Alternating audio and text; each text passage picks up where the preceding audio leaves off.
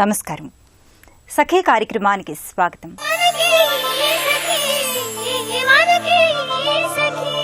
వ్యక్తిత్వ వికాసం. మనిషి ప్రస్తుతం ఉన్న సామాజిక పరిస్థితుల్లోనే తనను తాను ఉన్నతినిగా ఎలా తీర్చిదిద్దుకోవాలి, ఉత్తమ పౌరులుగా ఎలా ముందుకు సాగాలి, ఎదురైన అడ్డంకుల్ని అధిగమిస్తూ విజయాలను ఎలా సొంతం చేసుకోవాలి, ఇలాంటి ఎన్నో విషయాలను బోధించేదే వ్యక్తిత్వ వికాసం. నేటి యువతీ యువకులకు చాలా అవసరం కూడా. ముఖ్యంగా స్త్రీలలో ఆత్మ న్యూనతతో బాధపడుతూ ఉండేవారికి, ఉద్యోగాన్ని, కుటుంబ బాధ్యతలను నిర్వహిస్తూ ఒత్తిడికి గురయ్యేవారికి, జీవితంలో ఆటుపోట్లు ఎదుర్కొన్న వారికి వ్యక్తిత్వ వికాస సూత్రాలు చాలా అవసరం. మానసిక సంఘర్షణలతో బాధపడే మహిళల శాతం కూడా క్రమంగా పెరుగుతోందని నివేదికలు చెబుతున్నాయి. కానీ కొంతమంది మహిళలు మాత్రం అప్రతిహతంగా వాళ్ళు ఎంచుకున్న రంగంలో మున్ముందుకు సాగిపోతున్నారు. విజయాలు సాధించిన వారి గురించి ఈ మధ్య జరిగిన ఒక సర్వే గురించి చెప్పుకునే ముందు ఈ కార్యక్రమం చూద్దాం.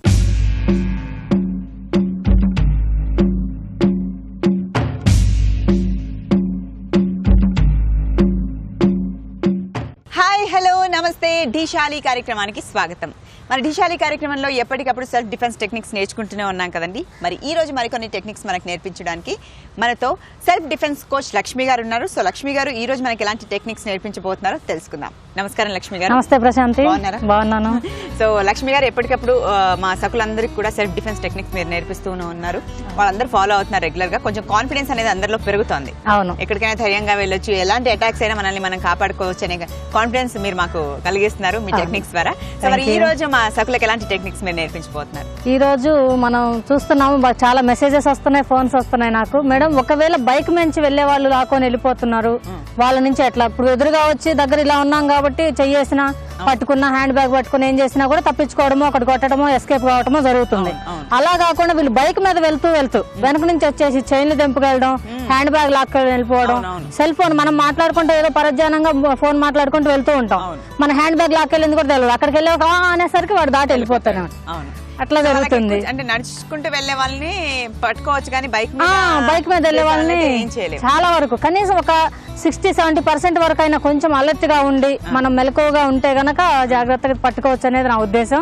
మనం బ్యాగ్ మనం వేసుకునే విధానం కూడా, జిప్స్ ఎటువైపు ఉన్నాయి, ఫోన్లు ఎటువైపు పెట్టుకున్నాము, బ్యాగ్ నెట్ సైడ్ తగిలించుకున్నాం, ట్రాఫిక్ ఎటు ఉంది, మనం లెఫ్ట్ నడుస్తున్నామా రైట్ నడుస్తున్నామా, ఇలాంటి జాగ్రత్తలు ముందు ట్రాఫిక్ రూల్స్ చాలా మంది పాటించట్లేదు. చాలా మంది చూస్తున్నాను నేను. మనం లెఫ్ట్ సైడ్ వెళ్ళాలి, ప్లస్ ట్రాఫిక్ అంతా రైట్ ఉంటుంది, అలాంటప్పుడు రైట్ సైడ్ బ్యాగ్ తగిలించుకోవద్దు, లెఫ్ట్ సైడ్ తగిలించుకోవాలి, మనకు అందుబాటులో ఉండాలి, ఆ జిప్స్ అనేవి లోపలికి ఉండాలి.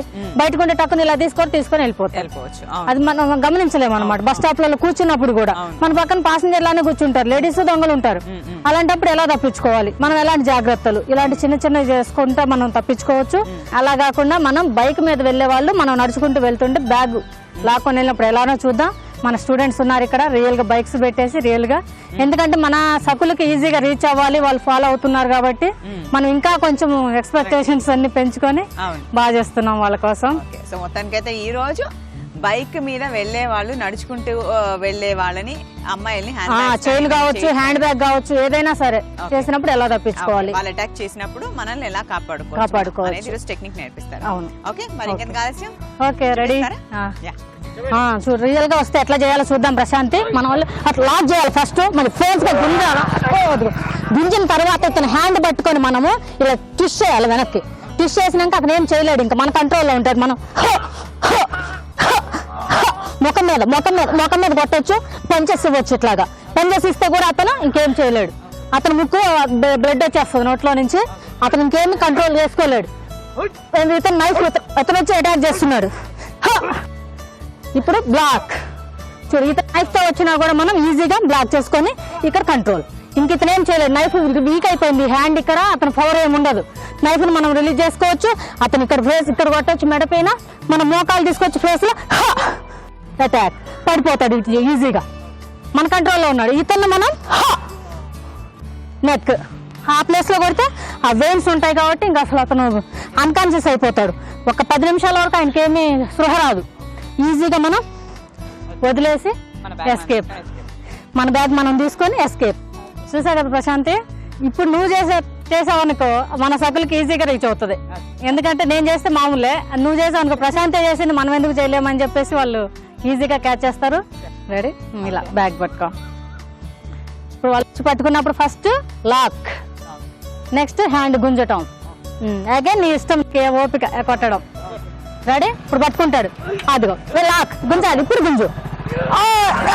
Very nice. ఇప్పుడు హ్యాండ్ ట్విస్ట్ చేయి, వెరీ గుడ్ వెరీ గుడ్. ఇప్పుడు ఫేస్ లో అటాక్, అటాక్ అటాక్ 3-4 టైమ్స్ నీ ఓపిక అటాక్ చేస్తే అతను మరి ఎంత గట్టిగా కొడితే అంత కోమాలో టైప్ లో వెళ్ళిపోతాడు, కానీ లేస్తాడు మళ్ళీ, ప్రాణానికి ఏం కాదు. ఇప్పుడు ఇంకొక అతను కూడా వచ్చి నైఫ్ తో అటాక్ చేస్తాడు, రెడీగా ఉండి block, escape escape, ex block, very good very good, block block. అది ఇప్పుడు కంట్రోల్, వెనక్కి తీసుకురా హ్యాండ్.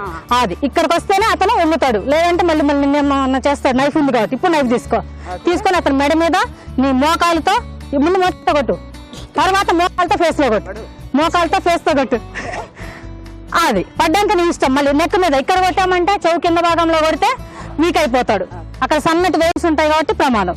అదవుతుందో అతను తర్వాత కోలుకోవడానికి పడుతుంది. మనం ఎస్కేప్ కావచ్చు, లేదా పబ్లిక్ ఊరికే చూస్తా ఉండటం కాదు. మనం చాలా సీసీ కెమెరాలో చూస్తున్నాం, కామ్ గా చూస్తా ఉంటారు. బైక్ మీద చైర్లు గుంజుకొని వెళ్తుంటే అక్కడ 10 మంది ఉంటారు, ఎవరైనా ఆపొచ్చు కదా. ఎవరైనా అడ్డం తిరిగితే ట్రాఫిక్ లో ఎంత దూరం వెళ్తాడు దొంగ? బైక్లు ఎన్ని ఉంటాయి, చాలా బైక్స్ ఉంటాయి, ఫాలో అయినా కూడా పట్టుకోవచ్చు. అతను షర్ట్ పట్టుకున్నా కూడా అన్బ్యాలెన్స్ పడిపోతాడు. 2-వీలర్ మీద ఉంటారు కాబట్టి ఈజీగా ఒక్కరైనా క్యాచ్ చేయొచ్చు. మనం వెనుకున్న వాళ్ళని పట్టుకున్నా కూడా వీళ్ళ తర్వాత పోలీసుల పని పోలీసు చేస్తారు. ఫస్ట్ ముందే పబ్లిక్ లో నుంచే ఇలాంటి అవేర్నెస్ రావాలి. మనుషులు మనం ఎంతవరకు చెప్పడం కాదు, పబ్లిక్ లోంచి అవేర్నెస్ రావాలి. ఇప్పుడు దొంగ నీ మరుస్తుంటారు, ఇక్కడ అక్కడ ఏం చేస్తుంటారు, చాలా మంది ఉంటారు, ఫాలో అవ్వచ్చు కదా. బైక్ మీద ఫాలో అవ్వచ్చు, ఎంత స్పీడ్ వెళ్తాడు, ఎంత దూరం వెళ్తాడు, చిన్న ట్రాఫిక్ లో చెప్పొచ్చు, నెక్స్ట్ ట్రాఫిక్ లో పట్టేస్తారు, బండి వెహికల్ నెంబర్ చెప్పొచ్చు. ఏదో ఒక హెల్ప్, కనీసం కొంచెమైనా హెల్ప్ చేయడానికి రెడీగా ఉండాలని పబ్లిక్ కి మనవి చేస్తున్నాను నేను. వెరీ నైస్, బాగా చేసావు. సో లక్ష్మి గారు బాగుందండి. బైక్ మీద అలా వెళ్ళే వాళ్ళు మామూలుగా నడుచుకునే వాళ్ళ పైన అటాక్ చేసినప్పుడు మనల్ని మనం ఎలా కాపాడుకోవచ్చు టెక్నిక్ అంటే వెరీ సింపుల్ టెక్నిక్. అది ఎంతో కష్టపడే అవసరం లేదు, కొంచెం అలర్ట్ గా మనం బయట వెళ్తున్నామంటే కొంచెం జాగ్రత్తగా ఉండాలి. ఏదో మేడం చూపించారు చూసాను వెళ్ళిపోయింది అన్నట్టు కాకుండా మనం బయట వెళ్ళేటప్పుడు హ్యాండ్ బ్యాగ్ సెట్ తగిలించుకుంటున్నాం, జిప్స్ ఎలా ఉన్నాయి, మన ఫోన్ ఏ జిప్ లో పెట్టుకున్నాం, అలాంటివన్నీ పాటించాలి. మనం మైండ్ కొంచెం జాగ్రత్తగా పెట్టుకుంటే గనక ఇలాంటి ప్రమాదాలు జరగకుండా. ఒకవైపు మనం వెళ్తున్నాం పరధ్యానంగా ఫోన్ మాట్లాడుకుంటూ వెళ్ళడం కాదు. మన బైక్స్ మన దగ్గరకు ఎలా వస్తున్నాయి, వచ్చిన వాళ్ళు ఏమైనా పెద్దవాళ్ళ చిన్నవాళ్ళ, వాళ్ళు ఎలా ఉన్నారు, కనీసం ఆ బండి నెంబర్స్ కూడా మన మైండ్ లో ఉండాలి. ఎదురుగా వచ్చినా వెనక నుంచి వచ్చినా కూడా టక్కున ఏదైనా తీసుకెళ్లిపోతే చెప్పడానికి కూడా ఏ నెంబర్ చూసామా అంటే చూడలేదు సార్ నేను షాక్ అయిపోయాను, షాక్ లో ఉన్నాను అంటారు. అప్పుడు ఎవరు కూడా ఏం చేయగలుగుతారు, బండి నెంబర్ గుర్తులేదు, మనిషి గుర్తులేడు, నీకు బ్యాగ్ తీసుకొని వెళ్ళిపోయాడు. విలువైన వస్తువులు ఉంటాయి, మన హ్యాండ్ బ్యాగ్ అంటేనే అన్ని సర్వం దాంట్లోనే ఉంటాయి. ముఖ్యంగా లేడీస్ కి హ్యాండ్ బ్యాగ్ అంటేనే అది ఒక పెద్ద ఒక భోషానం టైప్ లో. మనం ఆఫీస్కి వెళ్తున్నాం, వెళ్ళి వస్తాం, ఎంత అవసరం 500-1000 ఉంటే చాలు, ఎమర్జెన్సీ ఏటీఎం అంతే. ఆ పిన్ నెంబర్లు కూడా దాని వెనకే రాసి పెట్టుకోవటం ఈజీ అవుతుంది కదా తీసుకున్న వాడికి. అట్లాంటి చిన్న చిన్న జాగ్రత్తలు మనం, ఎందుకంటే ఇలాంటి ఎవరు చెప్పరు, ఎవరో వచ్చి ఏదో చేస్తారని ఎదురు చూసి మోసపోకమా అన్నట్టుగా అలా ఎదురు చూస్తూ ఉండొద్దు. ఎవరు ప్రమాదం జరిగినాక ఏం చేయలేం, ముందే మనం అలర్ట్గా కొంచెం జాగ్రత్తగా ఉన్నట్టయితే ఈజీగా తప్పించుకోవచ్చు అనేది నా ఉద్దేశం. వెరీ నైస్ అండి. సో ఈ రోజు టెక్నిక్స్ లో మంచి టెక్నిక్ మాకు చూపించారు. మధ్యకాలంలో ఫేస్ చేసిన ప్రాబ్లమ్ చాలా. బైక్స్ పైన అలా వచ్చి ఇలా అటాక్ చేస్తారు, ఏ రకంగా అటాక్ చేస్తారు, ఎటువైపు నుంచి అటాక్ చేస్తారు, ఏ విధంగా అసలు ఏంటి అనేది కూడా ఎవరు ఊహించుకోలేం. సో అలాంటి అప్పుడు మనం కొంచెం జాగ్రత్త ముందే తీసుకుంటూ ఒకవేళ అది ఫేస్ చేసినప్పుడు ఎలాంటి టెక్నిక్ ఫాలో అవుతే బాగుంటుంది, మనల్ని మనం ఎలా కాపాడుకోవచ్చు చక్కగా మాకు చూపించారు లైవ్ గా. చాలా ఇంట్రెస్టింగ్ గా ఉందండి. ఇలాంటి టెక్నిక్స్ ని ఫర్దర్ ఎపిసోడ్స్ లో కూడా మేము చూడాలనుకుంటున్నాం. ప్రస్తుతానికి ఇంత చక్కటి టెక్నిక్ మా సకులకు నేర్పించినందుకు ధన్యవాదాలు లక్ష్మి. విజయాలు సాధించిన వాళ్ళు చాలా గొప్ప వాళ్ళని, సాధారణ మనుషులకు వారికి చాలా తేడా ఉంటుందని అనుకుంటాం. కానీ అది ఎంత మాత్రం నిజం కాదు. ఎందుకంటే విజయం సాధించిన వారి గురించి ఈ మధ్యకాలంలో ఓ సర్వే జరిగింది. వివిధ రంగాల్లో విజేతలుగా నిలిచిన 200 మంది ప్రముఖుల్ని ఇంటర్వ్యూ చేశారు. వారిలో ధనవంతులు, క్రీడా నిపుణులు, వ్యాపార రంగంలో రాణించిన వాళ్ళు ఉన్నారు. కానీ వీరందరూ విజేతలే. వీరి విజయం వెనుకున్న రహస్యాలను తెలుసుకునేందుకు జరిగిన అధ్యయనంలో వాళ్ళు ఎన్నో ఆసక్తికరమైన నిజాలు చెప్పారు. వారి జీవన సూత్రాలను వివరించారు. ఎవరి రంగంలో వాళ్ళు ముందు వరుసలో ఉండడానికి శ్రమించిన విధానాన్ని పంచుకున్నారు. పైగా వాళ్ళందరినీ అధ్యయనకర్తలు అడిగింది ఒకే ఒక ప్రశ్న, అదేమిటంటే మీ విజయ రహస్యం ఏమిటి అని. ఇదే విషయం గురించి మళ్ళీ మాట్లాడుకుందాం, ముందుగా ఈ కార్యక్రమం చూశాక.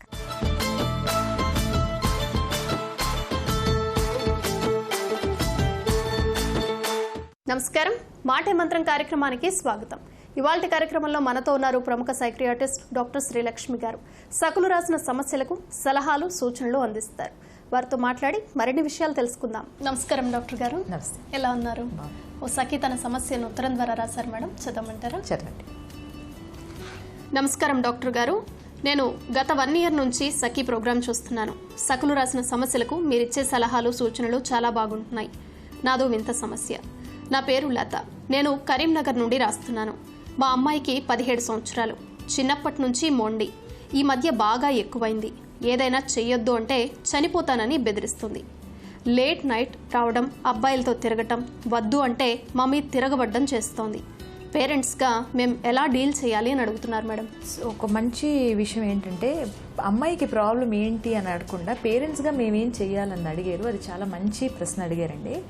సో ఈ మధ్యన కాదండి, ఎప్పటికీ ఉంటాయి. ఈ మధ్యన అవేర్నెస్ పెరిగి పేరెంట్స్ ఎక్కువగా వస్తున్నారేమో, కానీ ఇలాంటి సమస్యలు అన్నవి ఆల్మోస్ట్ ఎవ్రీ 2nd, 3rd కేసుకి ఇలా పేరెంట్స్ వచ్చి ఈ ఏజ్లో పిల్లలు, సాధారణంగా ఈ టీనేజ్లో ఉన్న పిల్లలు, అబ్బాయినా అమ్మాయినా, ఇలాంటి ప్రాబ్లమ్స్ ప్రతి ఇంట్లో జరుగుతున్నట్టున్నాయి. సో స్పెసిఫిక్గా ఎలా అంటే కొన్ని ఎగ్జాంపుల్స్ చెప్తాను. ఈవిడ చాలా వివరంగా రాశారు, చాలా బాగా చెప్పారు సమస్యకు కూడాను.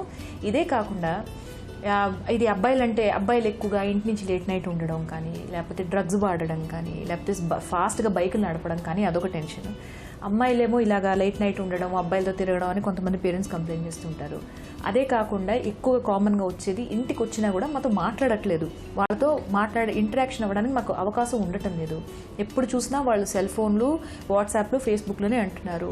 రాత్రి సరిగ్గా పడుకోవటం లేదు. రాత్రి 10 నుంచి ఆల్మోస్ట్ అర్ధరాత్రి 1 గంట 2 దాకా కూడా వాళ్ళు ఫోన్లో మాట్లాడుతున్నారో, మరి సినిమాలు చూస్తున్నారో, లేకపోతే చాట్ చేస్తున్నారో, గేమింగ్ చేస్తున్నారో మాకు తెలియటం లేదు.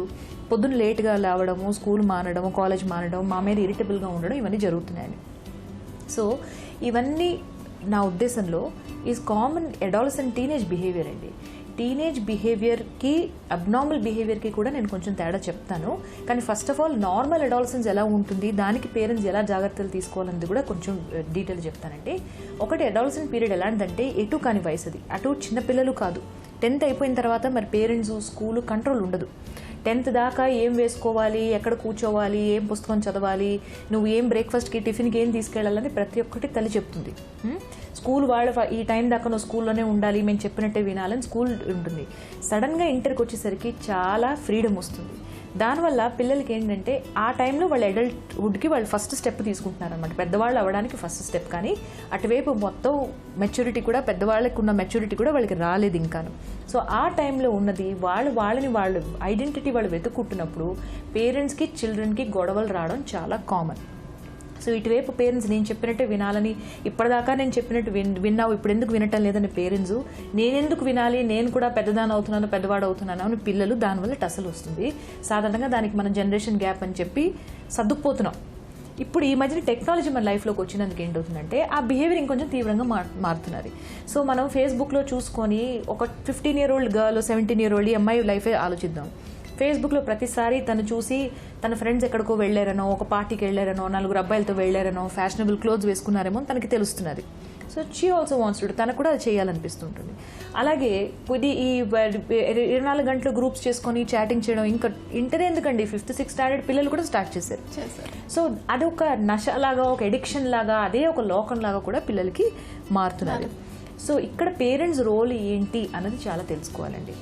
పేరెంట్స్ రోల్ ఏంటంటే first they have to become friends. ఇప్పుడు ఇన్నాళ్ళు ఒక డామినెంట్ పేరెంట్ గాను, నేను చెప్పినట్టే నువ్వు వినాలి అన్నవాళ్ళు ఇప్పుడు ఒక డిస్కషన్ లెవెల్లోకి రావాలి. నేను చెప్పిందే నువ్వు చెయ్యి అనకుండా, నేను ఇది చేస్తే ఇలా బాగుంటుంది అనే డిస్కషన్ లెవెల్కి వస్తే మంచిది. ఓకే. సో దానివల్ల ఏంటవుతుందంటే వాళ్ళలో కమ్యూనికేషన్ ఒకరితో ఒకళ్ళు ఉంటుంది. పేరెంట్స్ ఒక ధైర్యం ఇచ్చారనుకోండి, నువ్వు ఏ తప్పు చేసినా నువ్వు నాకు వచ్చి చెప్పచ్చు, నీ వెనక నేను నించున్నాను అని వాళ్ళకి ధైర్యం అన్నది చాలా ఇంపార్టెంట్. అది ఇప్పుడు మనకు కొన్ని రూల్స్ ఉంటాయి, మనకు ఒక సెట్ వాల్యూస్ ఉంటాయి ఇంట్లో. ఈ టైం ఇలాంటి బట్టలు వేసుకోకూడదనో, లేకపోతే అబ్బాయిలతో తిరగకూడదనో, ఈ టైంకి దాటి ఉండకూడదనో బయటికి. అది క్లియర్ కట్గా పిల్లలకి ఎక్స్ప్లెయిన్ చేసి, ఇది ఇక్కడ దాకా నీకు ఫ్రీడమ్, దీని తర్వాత నుంచి నీకు ఫ్రీడమ్ లేదని ముందుగానే మనం ఎక్స్ప్లెయిన్ చేసామనుకోండి, సాధారణంగా పిల్లలు వింటారండి. అంత మూర్ఖులు కూడా కాదు పిల్లలు, తెలుసుకోలేదని. సో ఇక్కడ ఏంటవుతున్నది, పేరెంట్స్ అతి స్ట్రిక్ట్ అయిపోయి దీన్ని బయటకు వెళ్తే డెఫినెట్లీ సేఫ్టీ ఇష్యూస్ ఉన్నాయి కాబట్టి మొత్తంకి డిసిప్లిన్ చేసేసి మొత్తమే టైట్ చేసేసరికి పిల్లలు రెబెల్ అవుతున్నారు. ప్రతి పేరెంట్ నా దగ్గరకు వచ్చి రాత్రి 10 తర్వాత 1 గంట దాకా మా వాడు ఫోన్లో మాట్లాడుతున్నాడనో లేకపోతే చాట్ చేస్తున్నాడో అంటే ఒకే క్వశ్చన్, ఫోన్ ఎందుకు ఉంది చైల్డ్ చేతిలో? మీ ఇంట్లో వైఫై ఆన్ ఎందుకుంది, వాళ్ళకి అసలు ఇంటర్నెట్ యాక్సెస్ ఆ టైంలో ఎందుకుంది అన్నది మనం ఫస్ట్ మనం ప్రశ్నించుకోవాలి పేరెంట్స్గా. అది ఉంది కాబట్టి వాళ్ళు వాడుతున్నారు. సో ఇప్పుడు మీకు దానివల్ల ఆబ్జెక్షన్ ఉంది, మీకు దానివల్ల ప్రాబ్లం ఉందన్నప్పుడు ఫస్ట్ అండ్ మోస్ట్ ఇంపార్టెంట్ ఏంటంటే ఒక రూల్ సెట్ చేయాలి. After 10 o'clock we have to stop. ఇంకా అందరూ పడుకోవాల్సిందే, phones have to be switched off అన్న రూల్ పెట్టుకోవడం తప్పలేదు. ఈ రూల్ పెట్టుకున్నందుకు ప్రాబ్లం సాల్వ్ అవుతుంది, చాలా డిసిప్లిన్ వస్తుంది. చైల్డ్ నిద్రపోతారు టైంకి, అమ్మాయి నిద్రపోతున్న టైంకి లేస్తారు, దాని ఫిజికల్ అండ్ మెంటల్ హెల్త్ రెండు ఇంప్రూవ్ అవుతాయి. ఇంకా ఇంపార్టెంట్ పాయింట్ ఏంటంటే మీ పిల్లలు ఎవరితో తిరుగుతున్నారు, ఎవరు వాళ్ళ ఫ్రెండ్స్ అంతా కూడా తెలుసుకోవడం చాలా అవసరం. సో ఫ్రెండ్స్కి మన ఇంటికి పిలిపించుకొని వాళ్ళతో మాట్లాడి వాళ్ళతో ఫ్రెండ్షిప్ చేసుకోవడంలో తప్పులేదు. ఎక్కడో మీ అబ్బాయికి మీ అమ్మాయికో ఎక్కడో చూసాను, ఎవరితో చూసానంటే ఎవరో వాళ్ళని మనం టెన్షన్ పడే బదులు ఆ పిల్లలు మన కళ్ళ ముందు మనం ఎలాంటి వాళ్ళు, ఎలాంటి ఫ్యామిలీస్ నుంచి వచ్చారు, కరెక్ట్ కంపెనీయా కాదా అని మనం తెలుసుకోవడానికి వాళ్ళకి మన ఇంటికి ఇన్వైట్ చేయడం తప్పులేదు. సో ఇలా చేస్తే చాలా మటుకు ఇది ప్రాబ్లమ్ సాల్వ్ అవ్వదండి. సో ప్రాబ్లం తగ్గుతుంది. ఆ పేరెంట్కి చైల్డ్కి ఆ వయసులో ఉన్న స్ట్రగుల్స్ ప్రతి ఇంట్లో ఉంటుంది. ఆ స్ట్రగుల్ని ఎలా తగ్గించుకోవాలని చూడాలి, మొత్తం తగ్గుతుందని ఇట్స్ నాట్ పాసిబుల్. మేడం, ఈ సమస్యకి ఎటువంటి ట్రీట్మెంట్ అందుబాటులో ఉంది? మోస్ట్లీ ఈ ట్రీట్మెంట్ అన్నది కౌన్సిలింగ్గానే ఫస్ట్ ట్రై చేయాలండి. కౌన్సిలింగ్ ఉట్టి కౌన్సిలింగ్ పాపకు కాదు, కౌన్సిలింగ్ పాపకు కూడా, కానీ దాంతోపాటు పేరెంట్స్కి కూడా. How to handle the child అన్నది పేరెంట్స్కిను, హౌ టు హ్యాండిల్ ఇమోషన్స్ అని పాపకి. సో ఇమోషన్స్, కోపం వచ్చినప్పుడు చనిపోవడానికి బెదిరించడమే ఒక మార్గం కాదు, లేకపోతే సెల్ఫ్ హామ్ ఇలా కట్ చేసుకోవడం కానీ, టాబ్లెట్ మింగడం కానీ అది ఒక మార్గం కాదని, ఇంకా better ways to take out your anger అనేది కొన్ని మేము టిప్స్ ఇస్తాము, హెల్ప్ చేస్తాము. ఎలాంటి సిచ్యువేషన్లో ప్రవోక్ అవుతున్నాదో, పేరెంట్ చైల్డ్ కమ్యూనికేషన్ ఎలా ఉందో, వాళ్ళిద్దరి మధ్యన ఎలా మనం బెటర్ చేయొచ్చు, ఇలాంటివన్నీ కూడా మేము స్టడీ చేసి వాళ్ళకి సలహా ఇస్తాం. కానీ ఒక్కొక్కసారి ఎలా అవుతుందంటే పిల్లల్లో ఎంత ఎమోషనల్ పెయిన్ ఉంటుందంటే, ఎంత మానసిక బాధ ఉంటుందంటే అది కట్ చేసుకునే దాకా వాళ్ళ మనసుకి శాంతి ఉండదు. సో అలా కట్ చేసుకుంటేనే అమ్మయ్య అనిపిస్తుంది. సో అలాంటి వాళ్ళకి టాబ్లెట్స్ చాలా అవసరం. దాంతో మేము ఈ చనిపోవడానికి బెదిరిస్తున్నది కాబట్టి సూసైడ్ రిస్క్ ఉందా, నిజంగా ఉందా లేదా అని కూడా చూస్తామండి. ఈ సూసైడ్ ఒక్కొక్కసారి ఇలాంటి బిహేవియర్ అంతా లోపల డిప్రెషన్ వల్ల కూడా రావచ్చు. సో డిప్రెషన్కి అవసరమా, టాబ్లెట్స్ అవసరమా అని దానికి కూడా మనం ట్రీట్మెంట్ ఇస్తూ ఉంటాం అనమాట. సో వాళ్ళ పర్సనాలిటీ స్టడీ చేస్తాం, వాళ్ళకి ఏమైనా మానసికంగా జబ్బులు వస్తున్నాయేమో అని చూస్తాము, ఇంకా లోపల ఏమైనా పెయిన్ ఉందా అని చూస్తాము. సో కౌన్సిలింగ్, మెడిసిన్స్ రెండు కలిపి అలాంగ్ విత్ ఫ్యామిలీ కౌన్సిలింగ్ చేస్తే ఇది సమస్యకు పరిష్కారం వస్తుంది. లత గారు రాసిన సమస్యకి చాలా చక్కటి సలహాలు, సూచనలు ఇచ్చారు మేడం. ధన్యవాదాలు. మనలో చాలా మందికి సమయం విలువ తెలియదు. అంటే కాలంతో పాటు పెరిగే వయసు గురించి తెలియదు. చిన్నప్పుడు చదువని, పెళ్ళయ్యాక భర్త, పిల్లలని, ఉద్యోగంలో చేరితే బాధ్యతలని కాలాన్ని గడుపుతున్నా చాలా సమయాన్ని వృధా చేస్తూనే ఉంటారు. అందరికీ ఉండేది 24 గంటలే. కానీ సమయాన్ని గంటల్లో కాకుండా నిమిషాల్లో చూడాలంటారు విజేతలు. 24 గంటలకు 1440 నిమిషాలు. వీటిలో ప్రతి నిమిషం విలువైంది. ఎంత డబ్బు పెట్టినా కాలాన్ని తిరిగి పొందలేం. డబ్బు పోతే సంపాదించుకుంటాం, కానీ సమయం పోతే తిరిగి రాదు. అందుకే విజేతలు కాలాన్ని వృధా చేసుకోరు.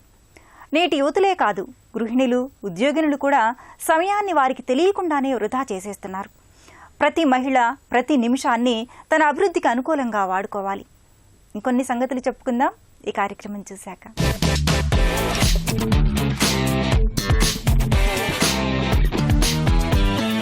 నమస్కారం. వంటల సందడి కార్యక్రమానికి స్వాగతం. ప్రతిరోజు విభిన్న వంటకాలతో మిమ్మల్ని అలరించే వంటల సందడి ఈ రోజు కూడా ఒక సరికొత్త రుచిని పరిచయం చేయడానికి సిద్ధంగా ఉందండి. నాతో పాటు ఉన్నారు ఇప్పుడు దేవి గారు.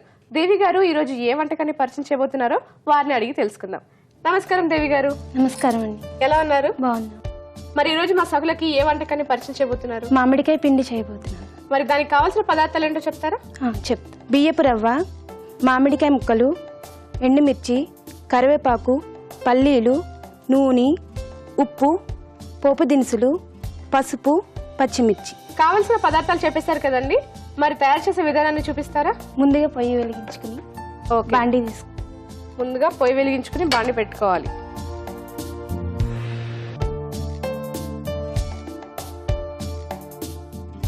పొయ్యి వెలిగించుకుని బాండి పెట్టుకున్నాం కదా దేవి గారు, తర్వాత ఏం చేస్తారు?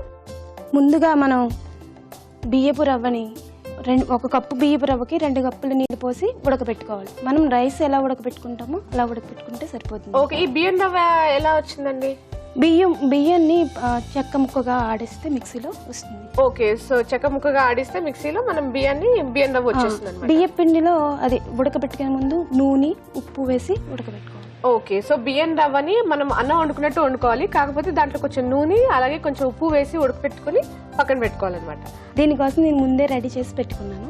ఓకే, రెడీ చేసి పెట్టుకుంది ఆల్రెడీ ఉంది కాబట్టి ఇప్పుడు దాన్ని మనం చేసేసుకుంటాం అన్నమాట పిండిలాగా. ఓకే, ఇప్పుడు ఏం చేస్తారండి? బాండి వేడెక్కింది కదండి, అవును, అందులో ఆయిల్ పోసుకుని బాండి వేడిన తర్వాత దాంట్లో నూనె పోసుకుని ఆయిల్ వేడెక్కిన తర్వాత పల్లీలు వేసుకోవాలి. ఓకే, ఆయిల్ వేడైన తర్వాత పల్లీలు వేసుకుంటున్నాం. యాక్చువల్లీ ఆయిల్ వేడవగానే అందరూ పోపు దినుసులు అవి వేస్తూ ఉంటారు, మీరు పల్లీలు లేటుగా వేగుతాయి కదండి, అందుకని ముందుగా దాన్ని వేపించి పక్క పెట్టుకోవాలి. ఓకే ఓకే, నాకు స్టిక్ పల్లీలు వేగిని ప్లేట్ ఇస్తే తీసుకుని పక్క పెడదాం. ఓకే, పల్లీలు వేగిపోయినాయి కాబట్టి ఇప్పుడు ప్లేట్లోకి తీసేస్తున్నారా?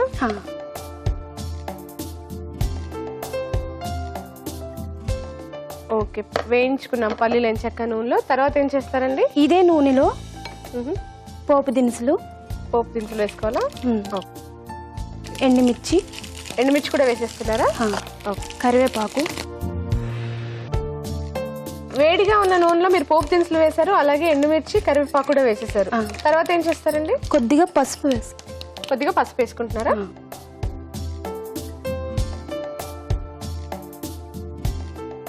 ఇంకా పొయ్యి ఆఫ్ చేసేయచ్చు. పొయ్యి కట్టేసుకోవాలండి. ఓకే, ఈ పోపు మిశ్రమంలో ముందుగా ఉడికించి పెట్టుకున్న బియ్యపు రవ్వని వేద్దాం. ఓకే, ఉడికించి పెట్టుకున్న బియ్యం రవ్వని ఇప్పుడు దాంట్లో వేసి కలిపేసుకుంటారా? దీన్ని కలిపేసుకున్నాం కదండి, దీన్ని చల్లారిద్దాం. ఇంతలో మామిడికాయ ముక్కలు, పచ్చిమిర్చి, ఉప్పు, ఓకే, ఈ మూడు మిక్సీ పట్టాలి. మిక్సీ పడదామా? ఇందులో మామిడికాయ ముక్కలు. ఓకే, మామిడికాయ ముక్కలు వేసుకున్నారా? 4 పచ్చిమిర్చి. తర్వాత ముందుగా పిండిలో ఉప్పు వేసి ఉడకబెట్టుకున్నాం కాబట్టి ఇందులో ఇంకొద్దిగా ఉప్పు. ఓకే, సో ఉప్పు వేసేసుకున్నారు కదండి, దీన్ని మిక్సీ పడదామా? ఓకే,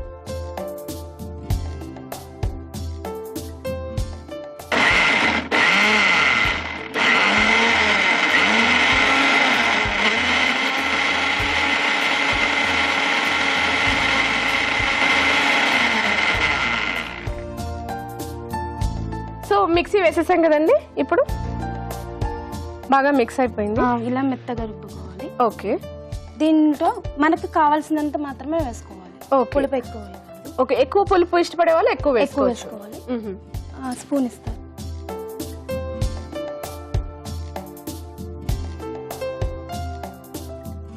ఇప్పుడు ఇంత మిశ్రమానికి మీరు 2-3 స్పూన్లు మాత్రమే వేస్తున్నారు? నేను 2 స్పూన్స్ వేస్తున్నాను. ఓకే, దీన్ని బాగా మిక్స్ చేసుకోవాలి. ఓకే, ఇది మిక్స్ అయిపోయింది. ముందుగా వేపించుకున్న పల్లీలు వేసి. ఓకే, ముందుగా మనం వేయించుకొని పక్కన పెట్టుకున్నాం కదండి పల్లీలు, ఆ పల్లీలు తీసి ఓకే ఇందులో యాడ్ చేయాలి. ఓకే, ఇది రెడీ అయిపోయిందండి. రెడీ అయిపోయింది. నాకు సర్వింగ్ బౌల్ ఇస్తారా? ఓకే,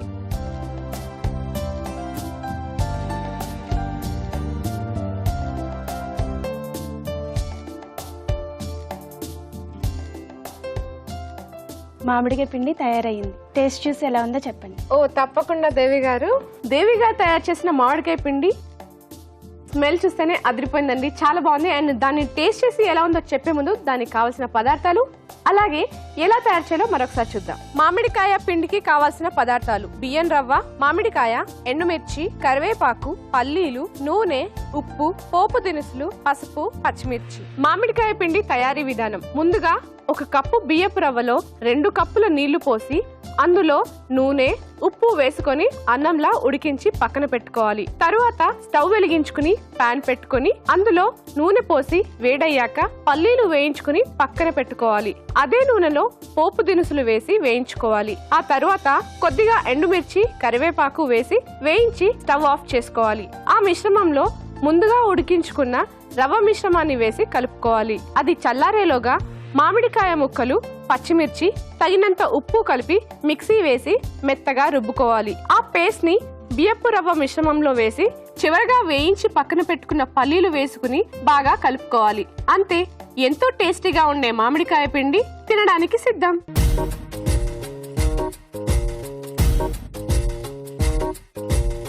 చూసారు కదండి మామిడికాయ పిండి తయారు చేసుకోవడానికి కావాల్సిన పదార్థాలు, అలాగే తయారు చేసే విధానం. ఇప్పుడు ఇది ఎలా ఉందో నేను టేస్ట్ చూసి చెప్తాను.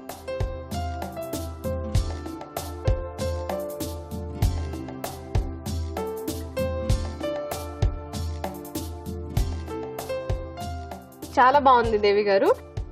మీరు మామిడికాయ వేశారు కదా, ఆ ఫ్లేవర్ తెలుస్తుంది, అంటే మామిడికాయ పిండిలా తెలుస్తుంది. అండ్ ఇది రైస్ తో మీరు చేసిన రవ్వ కదా, కానీ రైస్ లాగా అస్సలు లేదు, ఏదో ఉప్మా తిన్నట్టుగా అనిపిస్తుంది. చాలా చక్కగా ఉందండి. దేవి గారు, ఇంత మంచి వంటకాన్ని మా సకులందరికీ పరిచయం చేసినందుకు సఖీ ఫ్యాషన్స్ ఈసీఐఎల్ ఏఎస్ఆర్ నగర్ వాళ్ళ సైడ్ నుంచి ఒక చిన్న గిఫ్ట్ వచ్చు. థ్యాంక్ యూ అండి. చూసారు కదా సకులు, దేవి గారు తయారు చేసిన మామిడికాయ పిండి మీరు కూడా ఇంట్లో ట్రై చేసి రుచి చూడండి.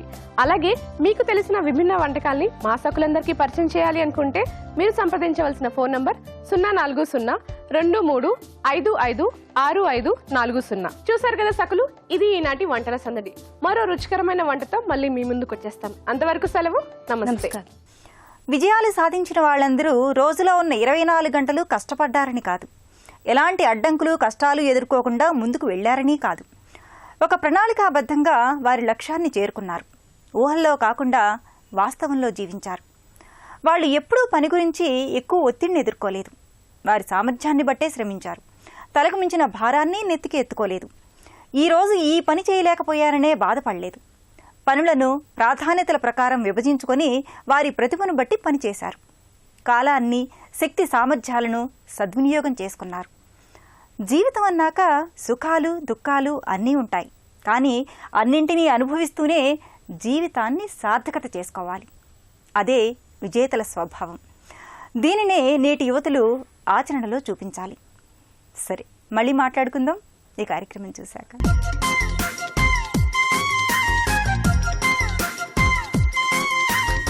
సకులందరికీ నమస్కారం.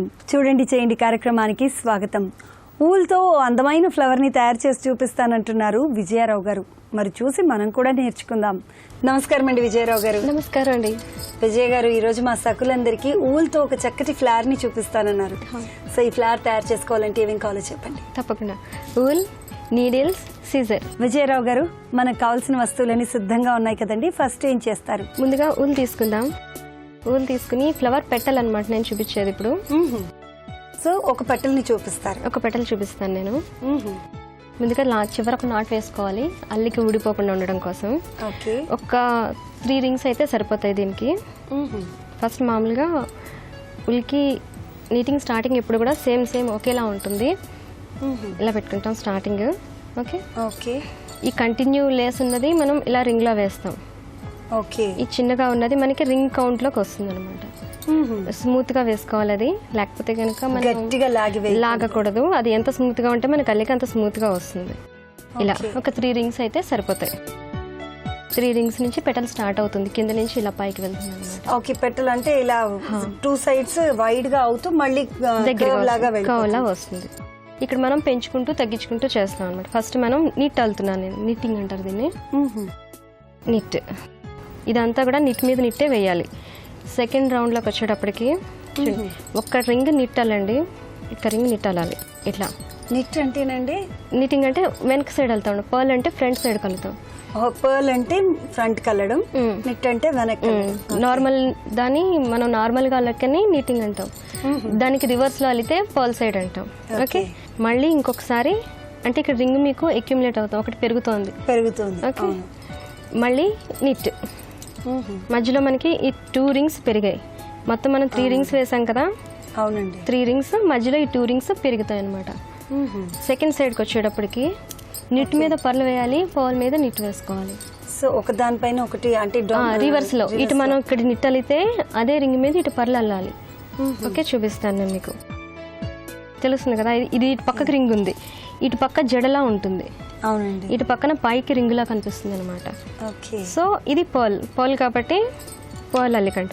నిట్ మనం ఇలా పెడతాం, నీడిల్. పర్ల్ రివర్స్ లో పెడతాం అనమాట, ఇటు నుంచి పెడతాం. పై దానికి అడుగును కాదు, పైననే పై రింగ్ కి ఇటు నుంచి పెడితే నిట్ అంటారు, ఇటు నుంచి పెడితే పర్ల్ సైడ్ పర్ల్. అటు నిట్ వెళ్ళాం కాబట్టి దాని మీద ఇటు మనం పర్ల్ అల్లాలి. ఇటే వస్తుంది అనమాట రింగ్, ఇక్కడ జడలా రాదు, రింగ్లా వస్తుంది. ఓకే, నెక్స్ట్ దాన్ని నిట్ అల్లుకోవాలి. ఓకే, మళ్ళీ అది ఎక్స్టెండ్ అవుతూ ఉంటుంది లైన్ కదండి, ఇది ఎక్స్టెండ్ అవుతుంది. మళ్ళీ ఇటు నిట్ అల్లాం కదా మనం, సో ఇక్కడ పర్ల్ అల్లాలి. ఇటు సైడ్ మనం నిట్ అల్లితే దాని రివర్స్ సైడ్ లో దాని మీద పర్ల్ అల్లుకోవాలి. పర్ల్ అల్లితే నిట్ అల్లుకోవాలి. ఓకే, అది ఒక్కటే ఇందులో ఈ పెటల్లో ఉన్న చిన్న కన్ఫ్యూజన్. అది దాని మీద చిన్న కాన్సెప్ట్ పెడితే మిగిలిన అల్లికంతా సేమ్.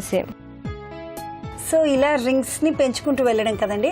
ఒక్కసారి ఇంకొక లైన్ చూపించండి, ఎందుకంటే నిట్ పైన రివర్స్ లో పర్ల్ అల్లడం, మళ్ళీ పర్ల్ పైన రివర్స్ లో నిట్ అల్లడం, ఇలా కొంచెం కన్ఫ్యూజన్ లాగా ఉంది కాబట్టి ఇంకొక లైన్ చూపిస్తాను. ఇటు మనం ఫస్ట్ పర్ల్ సైడ్ స్టార్ట్ చేసుకోవాలి. స్టార్ట్ చేస్తున్నాం. ఇట్లా పర్ల్ వేసాం. 1 2 రింగ్స్ పర్ల్ వస్తాయి. నెక్స్ట్ ఇక్కడ మనం ఒకటి పెంచుతాం. ఓకే ఓకే, ఇట్లా ఇది నిట్ వేసుకుంటాం. ఓకే, ఇప్పటి వరకు పర్ల్ వెళ్ళాము, ఇప్పుడు నిట్ వేస్తాం కింద నుండి. ఓకే, వేసిన తర్వాత ఊల్ ఇలా ముందుకు వేయాలి. ముందుకు వేసిన తర్వాత ఇది నిట్ అల్లుకోవాలి. ఆ తర్వాత దాన్ని పర్ల్ అల్లాలి. ఓకే, 1 by 1 వెళ్తున్నా. 1 by 1 అలా. ఇలా మనకి రింగులు పెరుగుతూ ఉంటాయి, పెరుగుతున్న కొద్దీ అది పెరుగుతుంది. ఓకే, ఇలా కొంచెం అల్లేటప్పటికి మనకు ఒక ఐడియా వస్తుంది, ఇది నిట్ సైడ్ ఉందా పర్ల్ సైడ్ ఉందా, మనం ఎటు అల్లాలి అనేది. అలా మనం అల్లుకుంటూ వెళ్ళాం. మనకి పెటల్ ఏ సైజ్ కావాలనుకుంటున్నామో ఆ సైజులో నిట్ మీద పర్ల్ మీద నిట్ వేసుకుంటూ 2 సైడ్స్ అంతే అలా అల్లుకుంటూ వెళ్ళాలి. అలా అల్లింది నేను ఒకటి తీసుకొచ్చాను, ఇప్పుడు మీకు చూపిస్తాను. ఓకే, ఇది ఒక పెటల్, సింగిల్ పెటల్. ఇది మనకి ఫ్లవర్ కి 4 పెటల్స్ ఉంటాయి కదా, అలా అల్లుకుంటాం. ఇవి మనం ఇక్కడ స్టార్ట్ చేసాం కదా, పర్ల్ సైడ్ అంటారు దీన్ని. ఓకే, నిట్టింగ్ అంటే ఇలా జడలా వస్తుంది అనమాట. మనం ఒకటి ఊలు ఇలా ఫ్రంట్ కి వేసి ఒక రింగ్ పెంచుకుంటూ వచ్చాం కదా, అది మీకు ఇలాగా వస్తుంది. ఓకే, జడలాగా రేఖకి ఇలా ఆకారం కనిపించేలాగా అందంగా. ఇలా నేను కలర్ లో అల్లాను ఒకటి పూర్తి ఫ్లవర్, మీకు అది చూపిస్తాను ఇప్పుడు. ఓకేనండి, ఇది నేను కలర్ లో అల్లిన పూర్తి ఫ్లవర్ ఇది. సో ఇందాక మనం చేసుకుంది ఒక పెటల్. మనకి ఇలా ఎన్ని పెటల్స్ తో ఫ్లవర్ పూర్తిగా కావాలనుకుంటామో అది మనకు నచ్చినట్టుగా వేసుకోవచ్చు. 1 2 3 4 5 6 ఇలా 2 చేసుకుని హ్యాండ్ బ్యాగ్ లా చేసుకోవచ్చు, ఇలా హాఫ్ తో హ్యాండ్ బ్యాగ్ చేసుకోవచ్చు. ఇక్కడ జిప్ వేసుకుంటే హ్యాండ్ బ్యాగ్ అయిపోతుంది. చక్కగా చిన్న హ్యాండ్ కి ఒక మొబైల్ పట్టేస్తుంది అందులో. ఓకే, సో నిజంగా ఎంత ఈజీ చూసారా అండి. కొంచెం కాన్సన్ట్రేట్ చేయాలి, కాన్సన్ట్రేషన్ తో పాటు కొంచెం ప్రాక్టీస్ కూడా చేయాలి. ఎందుకంటే ఈ వూల్ వర్క్ ఏదైనా కానివ్వండి, లేదా స్టిచ్చింగ్ ఏదైనా వర్క్ కానివ్వండి, అది ప్రాక్టీస్లో దానికి ఎంత పర్ఫెక్ట్నెస్ వస్తుందంటే అంత అందంగా కనిపిస్తుంది. మీరు ఇక్కడ ఈ ఫ్లవర్ని చూసినట్లయితే ఎంత ప్రాక్టీస్ ఉందో కూడా అర్థమైపోతుంది ఇందులో. ఎనీవే, మా సకులందరికీ మామూలుగా ఊల్తోనే ఒక చక్కటి ఫ్లవర్ని చేసి దాంతో బ్యాగ్ చేసుకోవచ్చు, దాన్ని పూజా గదిలో పెట్టుకోవచ్చు, దాన్ని అందంగా కనిపించేలాగా ఎక్కడైనా డెకరేట్ చేసుకోవచ్చు అని ఒక ఆలోచన కల్పించారు. Thank you so much Vijaya Rao గారు. నమస్కారం అండి.